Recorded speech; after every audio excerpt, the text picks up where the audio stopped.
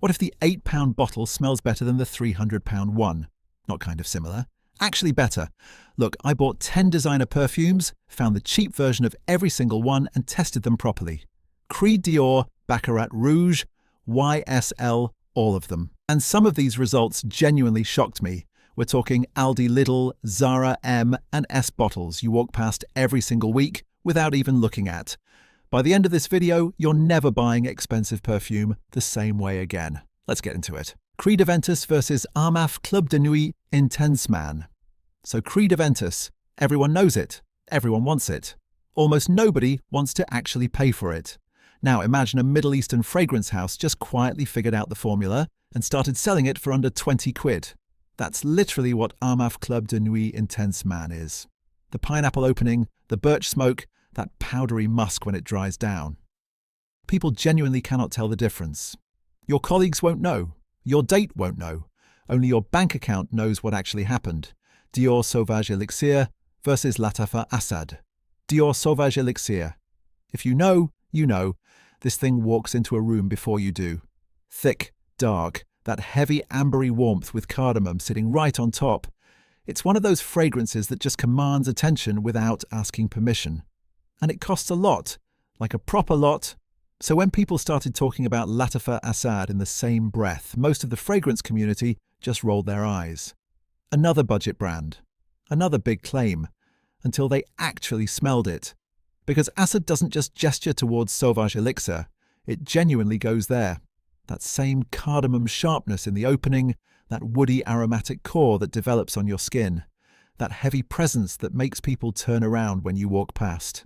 It's all there, but here's the part that actually got people talking: longevity.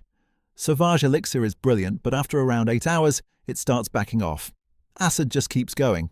12 hours on skin, sometimes more, still projecting, still doing its thing. So you've got a fragrance that costs a fraction of the price and actually lasts longer on your body. Baccarat Rouge 540 versus Zara. Red Temptation. Baccarat Rouge 540 became a cultural obsession. Warm, ambery, that distinctive saffron jasmine signature that clings to fabric for days. Zara Red Temptation caught its scent trail and followed closely. For under £10, it captures the sugared woodiness without demanding your rent money. Yes, the longevity differs. Yes, the projection softens faster, but worn on pulse points, layered with a matching body lotion. YSL Black Opium versus Aldi Liqueur. Dark Blossom. This one genuinely unsettles the fragrance community. Under £6, sitting on a supermarket shelf beside shampoo and own-brand biscuits, is a coffee-infused floral that shadows black opium so convincingly it sparked real controversy online. YSL's version carries depth, refinement, longevity that justifies its cost. Dark Blossom basically proves you don't need to spend big just to find something you genuinely love wearing. Creed Aventus Office Flanker versus Zara Vibrant Leather. Look, some fragrances just aren't meant to turn heads. Zara Vibrant Leather is one of those scents you spray and just get on with your day. Clean, a little smoky, sits nicely without screaming for attention. But here's the thing, people notice it. Not in an obvious way. In that quiet way where someone leans slightly closer and doesn't say anything. For a Zara price tag, that's actually kind of unsettling. Dior Sauvage versus Ajmal Kuro. Ajmal Kuro returns us to the Sauvage conversation from a different angle. Where Assad mirrors the elixir's intensity, Kuro tracks the original Sauvage. Fresh, airy, that famous Ambroxan backbone projecting without overwhelming. The comparison holds convincingly across both projection and longevity. Arabian fragrance houses have quietly mastered reverse engineering Western powerhouses, and Kuro proves exactly how sophisticated that craft has genuinely become.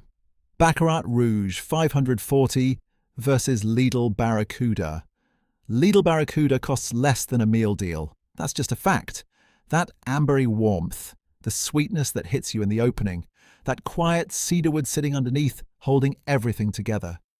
It's doing things that fragrances 4 times the price struggle to do. Now, is it perfect? When I tested this on people without telling them the price, not a single person guessed. Color Me Gold and Paco Rabanne 1 million share, identical ambitious DNA. Loud, golden, unapologetically masculine. Sweet patchouli, Leather, that distinctive, sharp freshness. Colour Me Gold understood the assignment without attending the expensive school. Kilian Angel's Share versus Latifa Camera. Kilian Angel's Share. One of the most talked about fragrances in the world right now. Warm, boozy, rich. Smells like someone poured cognac over vanilla and toasted oak and somehow made it wearable. It's stunning. It's also around £300 a bottle, which for most people is just not happening. So when Latifa Camera started showing up in fragrance communities online, people were suspicious. Another cheap clone making big promises. That's what everyone assumed. But then people actually tried it, and the conversation shifted completely. Because Camera isn't just in the same postcode as Angel's Share, it's sitting in the same room. That boozy opening, the vanilla that comes in behind it, the warmth that just wraps around you and doesn't let go. It's not identical, and anyone telling you it is hasn't smelled both carefully enough. But here's what matters. It occupies the exact same feeling. That sensation of curling up somewhere warm with a drink in your hand and nowhere to be. Camera delivers all of that without touching your savings. For a fragrance that costs under £20, that is genuinely difficult to explain. The blind test results on this one were uncomfortable for a lot of people. And I think that's the most honest thing I can say about it.